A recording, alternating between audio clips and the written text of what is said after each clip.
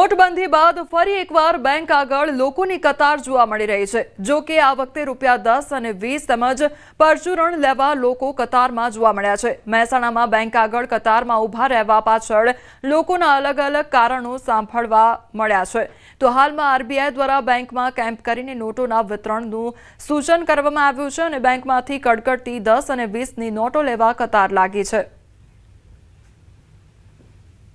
10ની નોટો અને 2ના અને 5ના સિક્કા લેવા માટે જે લોકો હોય છે તે લાઈનમાં લાગ્યા છે। તમે જોઈ શકો છો અહીંયા મહેસાણા અર્બન કોઓપરેટિવ બેંકની જે બ્રાન્ચ છે ત્યાં લાઈનોમાં મોટી સંખ્યામાં જે લોકો હોય છે જોવા મળી રહ્યા છે। દૂર દૂર જોઈએ ત્યાં બસ લોકો જોઈ રહ્યા છે। ખાસ કરીને 10ની નોટો અને જે 5ના સિક્કા અને 2ના સિક્કા હોય છે તે લેવા માટે અહીંયા લાઈનો લાગ્યા છે। આપણા સાથે જે બેંકના મેનેજર છે તેમના સાથે વાત કરીશું। શું નામ સાહેબ નામ આપનું? મુકેશભાઈ પટેલ। મુકેશભાઈ, શું કહેશો? આજે ખાસ કરીને આ આયોજન કર્યું છે જેમાં લાઈનો લાગી છે, કેમ શું આયોજન છે, કેવી રીતે છે? આજે જે આયોજન કરવામાં આવ્યું છે એ આરબીઆઈ દ્વારા અમારી હેડ ઓફિસને સૂચના આપેલ અને હેડ ઓફિસે અમારા બ્રાન્ચ લેવલે 20ના 10ના અને પરચુરણ ફ્રેશ બંડલ પબ્લિક માટે ખુલ્લો એક મેળો કરવાનું આયોજન કર્યું છે।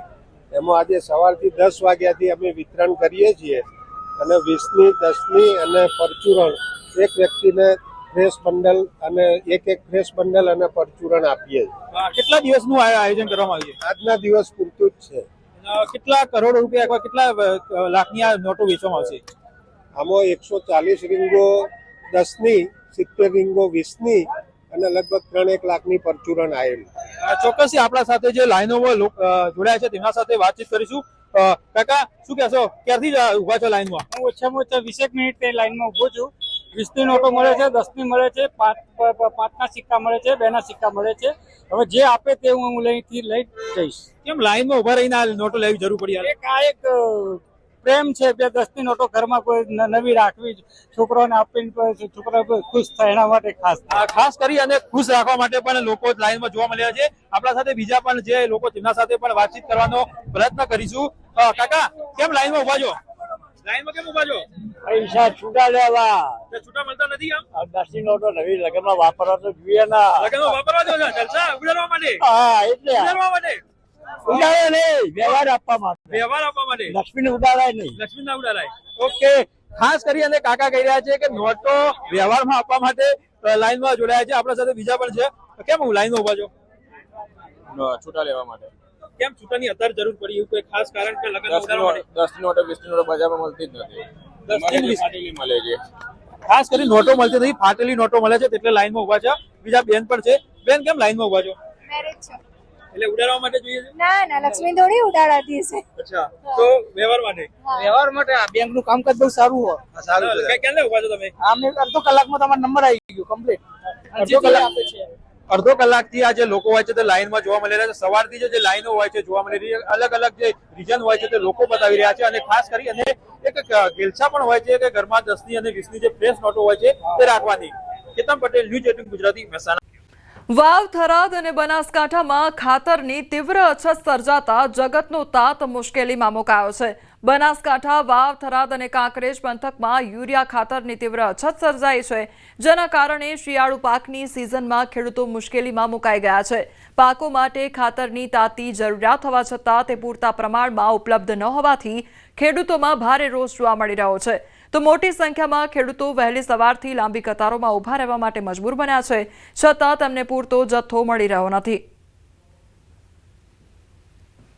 અને જ્યારે જુઓ ત્યારે ખાતર માટે લાઈન છે, જેમ રેશન કાર્ડની લાઈન થાય ને એમ રીતની લાઈન લાગે છે, છતાં આ કોઈ વિચાર કરતા નથી। 2 ગાડી આવે છે ને કેવો વેચાઈ ગયો, 4 વાગ્યા પછી કાંઈ મળતું નથી, બરોબર। વાવ થરાદની અંદર ખાતરની 10 વર્ષથી હું દેખું છું શોર્ટ પાડે ખાતર સારું સવારના 5 વાગે ટેટ આવ્યા તો ખાતરની લાઈનો લાગી। ખેડૂત ખૂબ હેરાન થઈ રહ્યા છે। ખાતર સરકાર આલતી નથી।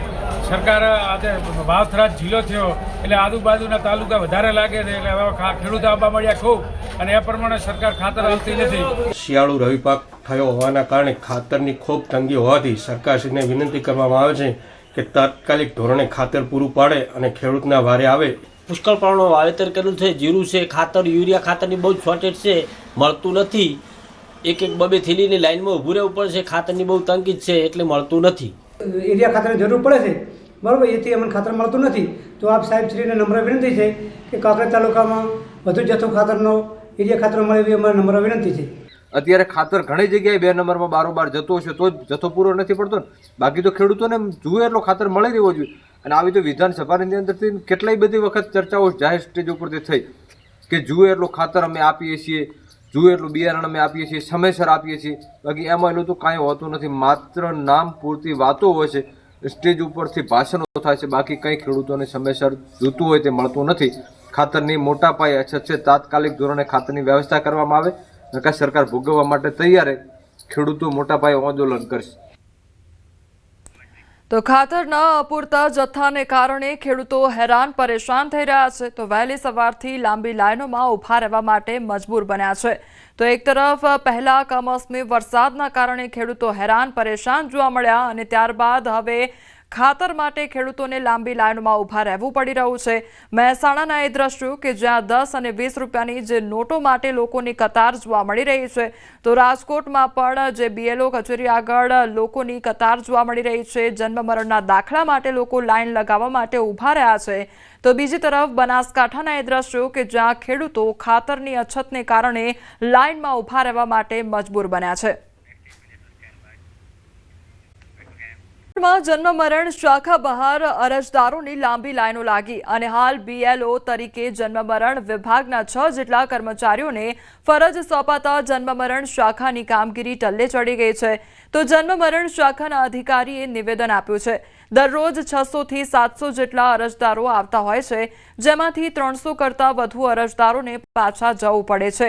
તો લોગિનની કામગીરી વ્યક્તિ લોગિન હોવાથી અન્ય કોઈને સોંપી શકાતું નથી. હાલ SIR ની કામગીરી ચાલી રહી છે ને એમાં જન્મ મરણ શાખાના 6 જેટલા જે કર્મચારીઓ છે એમને મૂક્યા છે. ત્યારે કામગીરી છે તે ખોરંભે ચડી છે. અત્યારે જન્મ મરણના જે કામગીરી માટે આવતા લોકો છે તેમની લાંબી લાઈનો લાગી છે.